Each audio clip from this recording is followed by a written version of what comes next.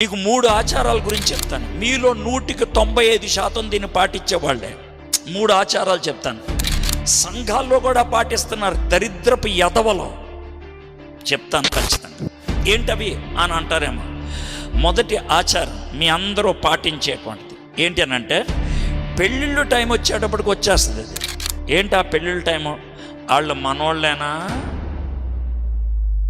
మనోళ్ళేనా అంటే ఏమన్నా గేదెకిచ్చి పెళ్లి చేస్తున్నావా, కుక్కకిచ్చి పెళ్లి చేస్తున్నావా, లేకపోతే గాడిదకిచ్చి పెళ్లి చేస్తున్నావా? మనిషిగా ఇచ్చి చేసేది.